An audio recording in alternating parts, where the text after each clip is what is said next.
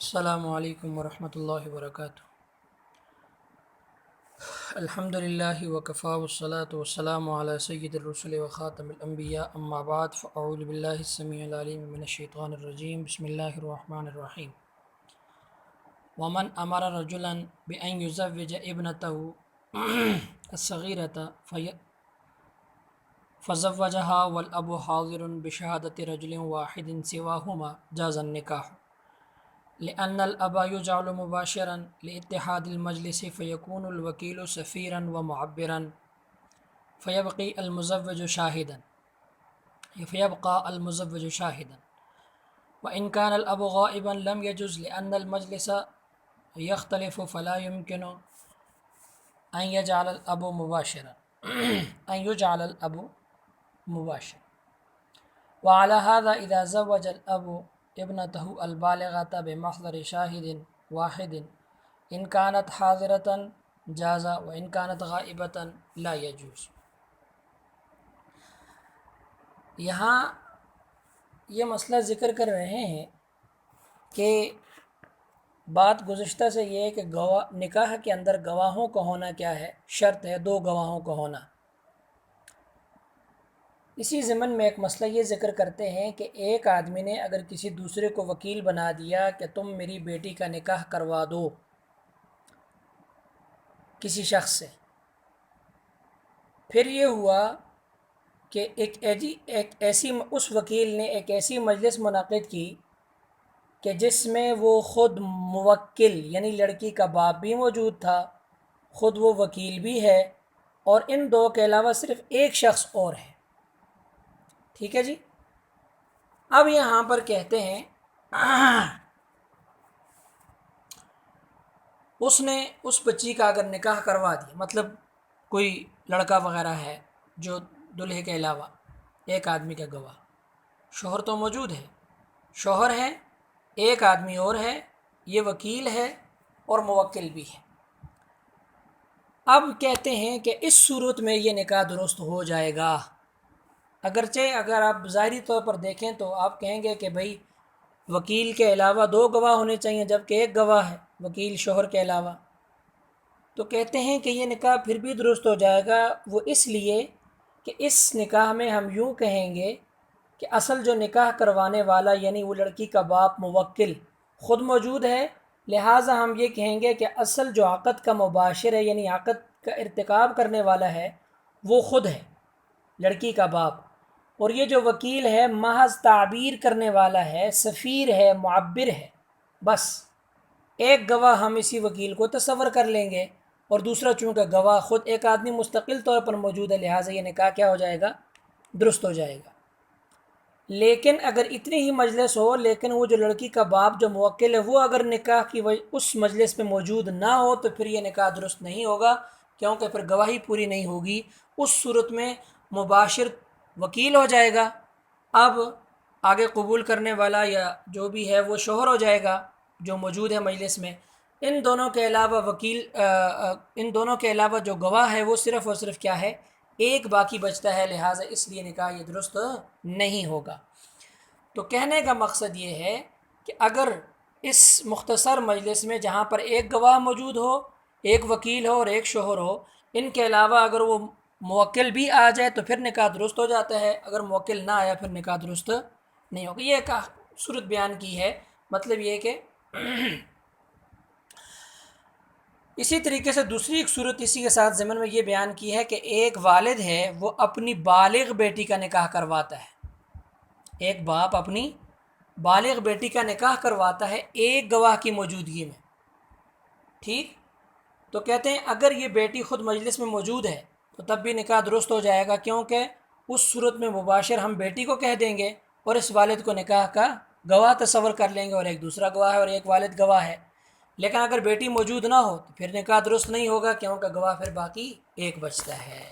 دیکھیے جی، ومن امر رجلا کہتے ہیں کہ کسی نے دوسرے آدمی کو حکم دیا کہ بھائی یزوج ابنتہ، یہ کہ اس کی بیٹی کا نکاح کروا دیا، صغیرتا، شرط یہ ہے کہ وہ بیٹی کیا ہے، چھوٹی ہے، کیونکہ بڑی ہوگی تو پھر تو ظاہر ہے وہ خود اپنا اختیار رکھتی ہے، اور تو وہ خود بھی اگر مجلس میں ہوگی تو بھی نکاح درست ہو جائے گا۔ خیر، فزوجہا، پس اس وکیل نے اس لڑکی کا نکاح کروا دیا، لیکن اس حال میں کہ اول ابو حاضر، کہ والد بھی حاضر تھا، بشہادت رجل واحد، ایک آدمی کی گواہی کے ساتھ، ایک آدمی کے گواہ بنایا اور والد بھی اس مجلس میں موجود تھا، اس حال میں اس وکیل نے نکاح کروا دیا تو سواہما، یعنی ان دونوں کے علاوہ ایک گواہ تھا، تو جاز النکاح، یہ نکاح درست ہو جائے گا، کیوں؟ لأن الاب یجعل مباشرا، اس صورت میں ہم مسئلے کو درست قرار دینے کے لیے یہ کہیں گے کہ باپ کو ہم مباشر بنا دیں گے، لاتحاد المجلس، کیونکہ مجلس متحد ہے، ایک ہی مجلس ہے، باپ اس میں موجود ہے، فیکون الوکیل سفیرا و معبرا، وکیل صرف اور صرف کیا ہوگا؟ محض سفیر اور معبر ہوگا، یعنی محض تعبیر کرنے والا، کہ آگے سے اس بات کو اچھی طریقے سے بیان کرنے والا۔ فیبقى المزوج، جو نکاح کروانے والا ہے یعنی جو وکیل تھا، اس کو ہم کیا کہیں گے؟ شاہدن، وہ گواہ بن کر باقی رہ جائے گا۔ وَإِن كَانَ الْأَبُ غَائِبًا، اور اگر دوسری صورت ہے کہ باپ اگر مجلس میں موجود نہ ہو، صرف ایک گواہ ہو، تو اس صورت میں کیا نکاح درست ہو جائے گا؟ کہتے ہیں لم یجوز، یہ نکاح درست نہیں ہوگا، لأن المجلس یختلف ہو، اب یہ کہ مجلس مختلف ہو گئی ہے، لہٰذا باپ کو تو مباشر بنا نہیں سکتے، فلا يمكن ان یجعل الاب مباشرا، ہاں کہ ان یجعل الاب مباشرا، کہ والد کو کیا بنا دیا جائے؟ مباشر بنا دیا جائے، کہتے ہیں یہ تو ممکن ہی نہیں ہے، لہٰذا کیا ہوگا؟ ہم مباشر اسی وکیل کو بنائیں گے اور صرف ایک گواہ باقی بچ جائے گا، جبکہ نکاح کے لیے دو گواہوں کو ہونا شرط ہے۔ ایک مسئلہ مکمل ہوا۔ دوسرا یہ وعلی ھذا، کہتے اسی بنیاد پر اذا زوج الاب ابنتہ، کہ اسی بنیاد پر کا مطلب یہ کہ نکاح کروانے والے اور نکاح کرنے والے کے علاوہ دو گواہوں کو ہونا ضروری ہے، کہتے ہیں کہ وعلی ھذا اذا زوج العبد، کہ بندے نے اپنی باپ نے اپنی نکاح کروایا ابنتہ البالغۃ، اپنی بالغ بیٹی کا، بمحضر شاہد، ایک گواہ کی موجودگی میں، بمحضر شاہد واحد، تو اب دیکھیں گے کہ ان کانت حاضرتاً، اگر وہ بالغ بیٹی، بالغ چونکہ اپنا نکاح خود کروا سکتی ہے، اگر وہ بالغ بیٹی کیا ہے؟ اس مجلس میں حاضر ہے، تو کہتے ہیں کہ جازہ، پھر کیا ہے؟ نکاح جائز ہے۔ وَإِن كَانَتْ غَائِبَةً، اور اگر وہ غائب ہے تو پھر کیا ہے؟ لا يجوز، پھر یہ نکاح کیا ہے؟ جائز نہیں ہے۔ آگے ہے فصل فی بیان المحرمات، محرمات کے بارے میں فصل۔ تو فصل کے بارے میں ہم نے آپ کو کہا تھا کہ فصل اسی کو کہتے ہیں کہ جس میں بعض جزیات کو الگ اور ملک الممتاز کر کے بیان کیا جائے۔ تو یہاں پر مصنف علیہ الرحمہ کس کو بیان کر رہے ہیں؟ ان عورتوں کو بیان کر رہے ہیں کہ جن سے نکاح کرنا کیا ہے؟ حرام ہے۔ ٹھیک ہے جی، یہ کل آج ہم آگے عبارت نہیں پڑھیں گے، صرف آپ یہاں پر صرف اسباب لکھ لیں کہ فقہا اور محدثین مفسرین بھی کچھ ایسے اسباب بیان کرتے ہیں کہ جن کی وجہ سے ایسے اسباب کہ جن سے نکاح کرنا درست نہیں ہوتا، ایسے کچھ اسباب ہیں کہ جن کی وجہ سے نکاح کرنا کیا ہے؟ درست نہیں ہوتا۔ آپ کئی سارے اسباب بیان کیے جاتے ہیں، آپ صرف 9 لکھ دیں، ٹھیک ہے جی۔ تو آپ اس کو یوں لکھ سکتے ہیں، کسی بھی مرد کے لیے کسی عورت سے نکاح کے حرام ہونے کے 9 اسباب ہیں، 9 اسباب ہیں۔ نمبر 1، حرمت بسبب نسب، کہ نسب جو ہے وہ کیا ہو؟ یعنی انسان کا جو نسب ہوتا ہے، نسبی حرمت ہو، جیسے ماں ہے، بہن وغیرہ۔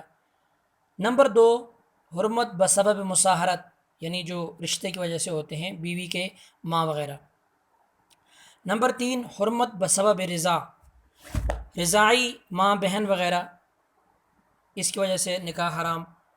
نمبر 4، حرمت بسبب جمع بین الاختین، 2 بہنوں کو ایک نکاح میں جمع کرنا کیا ہوتا ہے؟ حرام ہوتا ہے۔ نمبر 5، حرمت بسبب تعلق حق الغیر، کہ غیر کا حق اگر متعلق ہو تو اس میں کیا ہے؟ حرام ہوتا ہے۔ مطلب یہ کہ کوئی عورت جو ہے وہ کسی کی عدت گزار رہی ہے، معتدہ ہے، یا کسی غیر کی منکوحہ ہے، کسی غیر کے نکاح میں، تو بھی اس سے نکاح کرنا حرام ہے۔ نمبر 6، حرمت بسبب ادخال الامہ علی الحرہ، کہ ایک آدمی کے نکاح میں اگر آزاد عورت موجود ہو تو پھر کیا ہے؟ باندی سے نکاح کرنا درست نہیں ہوتا۔ نمبر 7، 3 طلاقوں کے بعد، ٹھیک ہے، 3 طلاقوں کے بعد نکاح کرنا دوبارہ کیا ہے؟ حرام ہے۔ الا یہ کہ پھر کسی اور سے نکاح کر لے، یعنی وہاں سے بھی طلاق ہو جائے تو الگ بات. بہرحال 3 طلاقوں کے بعد کیا ہے نکاح کرنا یہ بھی کیا ہے حرام ہے. 7 اور نمبر 8 یہ کہ دین میں موافقت نہ ہو، دین میں موافقت کا نہ ہونا، جیسے مجوسی عورت وغیرہ سے نکاح کرنا یہ بھی کیا ہے حرام ہے. حرمت بسبب عدم موافقت، عدم موافقت مذہب. اور نمبر 8 پہ آپ لکھ لیں کہ کسی آدمی کے نکاح میں پہلے سے 4 بیویاں ہوں تو پھر کیا ہے اور نکاح کرنا کیا ہے حرام اور ناجائز ہے. آپ یہ 9 اسباب اپنے پاس لکھ لیجئے گا، بقیہ انشاءاللہ اس کے بعد پڑھیں گے. آج کے لیے اتنا کافی. اللہ تبارک و تعالی میرے اور آپ سب کے حامی و ناصر ہوں. وآخر دعوانا الحمدللہ رب العالمین. السلام علیکم ورحمۃ اللہ وبرکاتہ.